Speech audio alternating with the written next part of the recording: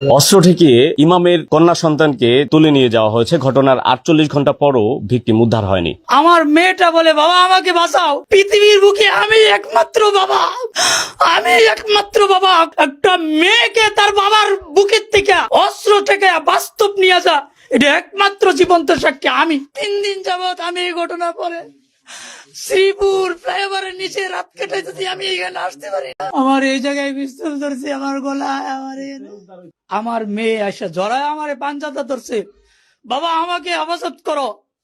নিজের চোখের সামনে দিনের বেলায় বাবা হাদিউল ইসলামের মাথায় অস্ত্র ঠেকিয়ে 16 বছরের মেয়েকে তুলে নিয়ে গেছে অপহরণকারীরা। তার বাড়িতে যে ভাঙচুর করা হয়েছে, দরজায় সহ বিভিন্ন জায়গায় ভাঙচুর করে সেই কন্যা সন্তানকে তুলে নিয়ে যাওয়া হয়েছে। এই যে দরজার বাইরে থেকে আমরা দেখানোর চেষ্টা করছি, দেখুন দরজাটা কতটা ফাঁকা করে ফেলেছে। দেখুন কিভাবে ফিল্মি স্টাইলে দরজা ভেঙে তারপর সেই ইমামের কন্যা সন্তানকে তুলে নিয়ে যাওয়া হয়েছে। গাজীপুরের যে দৃশ্য হাজার হাজার মানুষকে কাঁদিয়েছে, একজন ইমাম সাহেব তার বাড়িতে হামলা চালিয়ে, ভাঙচুর চালিয়ে তার মেয়েকে পিস্তল ঠেকিয়ে অপহরণ করে নিয়ে গিয়েছে। কি দরকার ছিল মোটা মোটা আইনের বই লেখা? এগুলা লেখার কি দরকার ছিল? একটা ফটো কার্ড দিয়ে দিলে হইতো, আর ওইটাতে লেখা থাকতো টাকা যার আইন তার। প্রিয় দর্শক, এমন কিছু ভিডিও চিত্র আপনাদের মধ্যে শেয়ার করতে যাচ্ছি যা রীতিমতো অবাক করে দেওয়ার মতো। সারা দেশ তোলপাড় সৃষ্টি হয়েছে। সারা দিনের ব্রেকিং এবং আপডেট টপিকগুলো সাজিয়ে আপনাদের মাঝে উপস্থাপনা করতে যাচ্ছি। তাই এখন একটি লাইক করে না টেনে শেষ পর্যন্ত ভিডিওটি দেখতে থাকুন। অস্ত্র ঠেকিয়ে ইমামের কন্যা সন্তানকে তুলে নিয়ে যাওয়া হয়েছে। ঘটনার 48 ঘন্টা পরও ভিকটিম উদ্ধার হয়নি। আমরা সরাসরি ভিকটিমের পিতার সঙ্গে যুক্ত হতে চাই এবং তার বাড়িতে যে ভাঙচুর করা হয়েছে, দরজায় সহ বিভিন্ন জায়গায় ভাঙচুর করে তালা ভেঙে তাদেরকে নিয়ে যাওয়া হয়েছে, সেই কন্যা সন্তানকে তুলে নিয়ে যাওয়া হয়েছে। আমরা সেই চিত্র দেখানোর চেষ্টা করব। এই যে দরজার বাইরে থেকে আমরা দেখানোর চেষ্টা করছি, দেখুন দরজাটা কতটা ফাঁকা করে ফেলেছে এবং ভেতরের যে দরজা রয়েছে আরো একটি দরজা, দেখুন কিভাবে ফিল্মি স্টাইলে দেখুন দরজা ভেঙে তারপর সেই ইমামের কন্যা সন্তানকে জোরপূর্বক মাথায় অস্ত্র ঠেকিয়ে, ইমামের বুকে অস্ত্র ঠেকিয়ে তারপর তুলে নিয়ে যাওয়া হয়েছে। এই ঘটনায় মামলা হয়েছে। ঘটনার 48 ঘন্টা পেরিয়ে গেলেও ভিকটিম উদ্ধার হয়নি। আমরা সরাসরি ভিকটিমের পিতার সঙ্গে কথা বলবো। একটু আপনি বলবেন যে কি হয়েছিল সেদিন? আমি হাদিউল ইসলাম, মাওনা বাজারের পাশে, মাওনা ইউনিয়ন 1 নং ওয়ার্ডে বাইতুল মুত্তাকিন জামে মসজিদের ইমাম। আমি এই এলাকায় দীর্ঘদিন যাবত ইমামতি করি। আমার ছেলে মেয়েদেরকে লেখাপড়ার জন্য আমি ফায়ার সার্ভিসের সামনে মমিন মোল্লা স্যারের বাসায় ভাড়া থাকি আমার ফ্যামিলি নিয়ে। দীর্ঘদিন যাবৎ পাশের, আমার বাড়ির পাশেই এখানে স্থানীয় সুরুজের ছেলে আবিদ আমার মেয়েকে উত্ত্যক্ত করত, রাস্তায় যাওয়া আসার পথে বিভিন্ন ভাবে জোরপূর্বক হেনস্থা করার চেষ্টা করত। এই ঘটনা আমি জানার পরে গত বুধবার দিন স্থানীয় নেতৃবৃন্দদেরকে নিয়ে এটা একটা সমঝোতা আমরা করার জন্য বসি। সর্বশেষ নেতৃবৃন্দ আমাদেরকে আলোচনা করার পরে আমার মেয়ে আমার কাছে রাইখা, মানে পরবর্তীতে এই বিষয়টা নিয়ে আলোচনা করবে এরকম একটা ইয়ে করে আমার কাছ থেকে দুপুর 1:15 দিকে আমাকে মেয়ে বুঝাই দিয়ে তারা চলে গেছে। পরবর্তী চলে গেছিল না, মেয়ে জোরপূর্বক নিয়ে গেছিল আগে পয়লা বৈশাখের দিন। পরে আমার মেয়ে তাদের মাধ্যমে, মেয়ের ছেলের যেটা তাদের মাধ্যমে তারা ওই কোথায় নিয়ে গেছিল পরে জানতে পারছিলেন? কিভাবে নিয়ে জোরপূর্বক নিয়ে গেছিল। পরে আমার মেয়ের কাছ থেকে আমি যা জানলাম, এখান থেকে ব্লেড এবং খুর দেখায় আমার মেয়েকে নিয়ে গেছিল। ওই এখানে সুমিত একটা ছেলে আছে, এই সুমিত আর আবিদ, এই দুইটা ছেলে নিয়ে গেছে। তারপরে পরবর্তীতে যে ছেলেটা আপনার মেয়েকে নিয়ে গিয়েছে বা উত্ত্যক্ত করতো, তার নাম কি? তার নাম আবিদ, তার পিতার নাম সুরুজ। এইখানে আমার বাসার সামনেই তার নিজস্ব বাজিতে এর একটা দোকানদারি করে। তাকে নিয়ে গেছিল, কতক্ষণ ছিল তার কাছে? তার কাছে ছিল, সে মাদ্রাসায় যাওয়ার পথে নিয়ে গেছিল, একদিন ছিল। পরবর্তীতে তার জেডার এবং এলাকার বাসীর মাধ্যমে আমি আমার মেয়েকে উদ্ধার করি। তারপরে আমি এলাকা মানুষ নিয়ে আমি যেহেতু একজন ইমাম, আমার ইজ্জত আমি এই জায়গায় রাখতে চাইছিলাম। আমি তাদের কাছে বলছিলাম যে যা হয়েছে হয়েছে, এটা নিয়ে আর বাড়াবাড়ির দরকার নাই, আমার মেয়েটা আমাকে দিয়ে দেন। আমার মেয়েটা যখন নিয়ে আসছে, আমার মেয়ে দৌড়ে গেলে আমার জড়ায়া ধরে বলতেছে, আব্বু আমার এরা জোর করে অস্ত্রের মুখে থেকে নিয়ে গেছে। আমি আমার মেয়েকে রাখছি। তারপরে এখানে যারা ছিল, এর মধ্যে এখানে স্থানীয় এক মসজিদের প্রতিষ্ঠাতা এবং বিলাল হাসপাতালের প্রতিষ্ঠাতা চাই গেছে না জোর করে গেছে, বা তার সাথে কি প্রেমের কোনো সম্পর্ক ছিল? আমার মেয়ে তাদের কাছে স্টেটমেন্ট দিয়েছে সম্পর্ক ছিল না এবং আমি তার সাথে আর যাবো না। আমি এটা নিয়ে আমি এই জায়গায় রাখতে চাইছিলাম। পরবর্তীতে আমি তারা যখন আমার কাছে মেয়ে বুঝাই দিয়ে 1:15 বাজে চলে দা, আমি আমার মেয়েকে নিয়ে নামাজের প্রস্তুতি নিতেছি। এই মুহূর্তে আমার ঘরে দরজা জানালার মধ্যে বাইরে শুরু করে দিছি। এক পর্যায়ে আমি আবার উপজেলা পৌর বিএনপির সিনিয়র যুগ্ম সম্পাদক শাহজাহান সজল ভাই, বর্তমান পৌর বিএনপির আহ্বায়ক কমিটির সদস্য খন্দকার বাবুল ভাই, হাজী বিল্লাল হোসেন সহ এলাকার আরো কয়েকজনকে আমি আমার বাড়ি নিয়ে আসি। সর্বশেষ আমি তাদের কাছে এতটুকু বলি, ভাই যা হয়েছে হয়েছে, আমার কি ইজ্জতটুকু ভিক্ষা দেন, ইজ্জতটা নিয়ে আমি এই দেশ চাই আমি চলে যাবো। কিন্তু এটা করতে পারে নাই, ওনারাও পর্যন্ত পারে নাই। আমার এই ঘরের দরজা আমাকে শাহজাহান সজল ভাই এবং বিল্লাল হাজী তারা বললো যে আমরা পারতেছি না, আপনার জীবন বিপন্ন হবে, আপনি 53 ফোন দেন। আমি 53 ফোন দিলাম। ফোন দেওয়ার সাথে সাথেই তারা আবার আমার বাড়িতে আক্রমণ করছে। আমি আমার এই গেটটা আমি আটকে দিই। আমার এই গেটটার মধ্যে এখানে বড় এখানে তালা ছিল, একটা বড় তালা ছিল।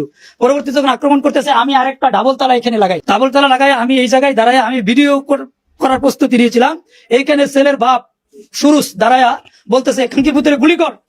তখন সুমিত দৌড়ায় আসছে, দৌড়ায় আইসে আমাকে এখানে থেকে পিস্তল বের করেছে, খাঙ্কির ভিডিও করস। তখন আমাকে আমার শ্বশুর ছিল, আমাকে এই ভিতরে টান্দা নিয়ে গেছে। তখন আমি এটা আশা ছেড়ে আমি আমার ঘরের ভিতরে ঢুকি। আমার শালক ছিল আমার এই ঘরের ভিতরে। আমি বলতেছি আমি আমার শালককে নিয়ে ঘরের ভিতরে যাই। আমার রুমের 2টা দরজা, আমি এই দরজার ভিতরে যখন হেফাজত করতে চাই তখন তারা বাহির থেকে শাবল দিয়া, পাড়ায়া, সেনা, হাতুড়ি, হেমার যা লাগে আমি দেখি নাই কি দিয়া এইগুলিটা করছি। সর্বশেষ এই ছিদ্র দিয়া আমাকে পিস্তল দিছে, কাঙ্কিপুর দরজা ছেড়ে দে, গুলি করে তোরা মেরে ফেলামু। আমার জীবন, আমার স্ত্রী, আমার শ্বশুর তারা আমাকে জড়ায় ধরে নিয়ে গেছে। তারপরে এক পর্যায়ে এখানে লাঠি দিয়ে এই দরজাটা খুলে আমার মেয়ে এসে জড়ায় আমার পাঞ্জাটা ধরছে, বাবা আমাকে হেফাজত করো।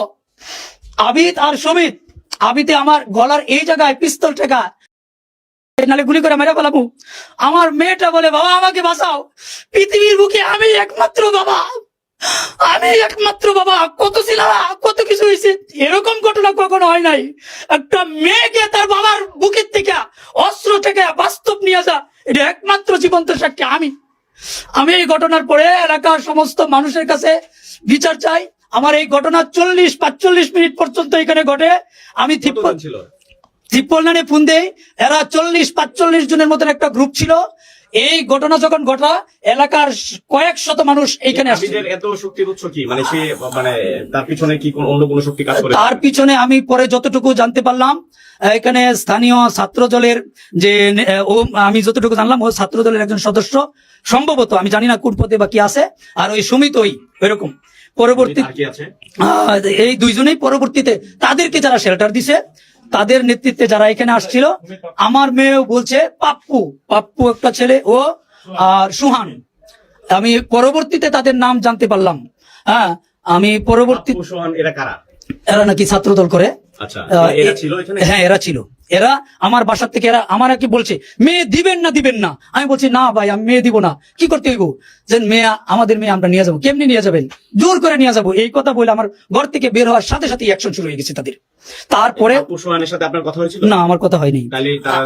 ওই শাহজাহান সজল ভাই ছিল, আমার বড় ভাই ছিল। আমাকে সাবেক পৌর বিএনপির সিনিয়র যুগ্ম সম্পাদক, বর্তমান পৌর বিএনপির আহ্বায়ক সদস্য। আমি ওনাদেরকে আনছিলাম আমার জীবন ইজ্জত ভিক্ষার জন্য, যেন আমাকে বের করে দেখ, আমি কোন রকম আমার এলাকায় চলে যাই, গফরগাঁও। তাদের মাধ্যমে কি আপনি ওদের পরিচয় জানতে পেরেছেন, ওই যে ছাত্র দলের? হ্যাঁ, পরবর্তীতে আমি জানতে পারলাম যে এরা কারা এই করছে। কার মাধ্যমে জানতে পেরেছেন? আমি আমার এই রিলেটিভ মানে বন্ধু বান্ধব অনেকেই আছে, তাদের কাছে জিজ্ঞেস করলাম ওই সুন্দর ছেলেটাকে। পরে আমার মেয়েও বলছে আব্বু ওই পাপ্পুরে ধরো, এটাই সমস্ত নাটের গুরু। যখন এই ঘরের মধ্যে আসছে আমার মেয়ে ঘরে, তখন আমার মেয়ে আমাকে বলছে ওই পাপ্পু সমস্ত নাটের গুরু। আমি তখন এখানে যারা ছিল তাদেরকে বললাম, এটা কি আগের দিনের, গত বুধবার দিনের ঘটনা ভাই। তারপরে এই ঘটনার পরে 53 লাইনে আমি ফোন দিছি কয়েকবার। আমি আইনের আশ্রয় চাইছি, আমি আমার জীবন ভিক্ষা চাইছি, আমি এদের কাছে করজোরে আমার ইজ্জত ভিক্ষা চাইছি, জীবন ভিক্ষা চাইছি, কোনো কিছুই পাই নাই। আমার মেয়েটা নিয়ে গেছে। তারপরে প্রশাসনের লোক আসছে, আসার পরে আমাকে সহকারে থানায় নিয়ে গেছে, এজাহার লিখছে। কিন্তু এখন পর্যন্ত 2 দিন হয়ে যাচ্ছে আজকে, আমার মেয়ে আছে না নাই তাও কইতে পারি না। এবং এরকম বলতেছে আমার মেয়ের বয়স 1-12-10 সালে জন্ম, 15 বছর 4 মাস। আচ্ছা। এরপরে আমি এরপরে এই আপনি কি মামলা করেছেন? হ্যাঁ, মামলা করেছি। এরপরে কতজন আসামি দিয়েছেন? আমি চিহ্নিত করেছি 10 জন, অজ্ঞাতনামা আরো 25-30 জন এখানে আছে। আমি সবাইকে কতজন গ্রেফতার হয়েছে মামলায়? গ্রেপ্তার হয়েছে এই পর্যন্ত 4 জন চালানো হয়েছে, এজাহারভুক্ত 3 জন, পরবর্তীতে আরো অজ্ঞাতনামা তাদেরকে এড করা হয়েছে।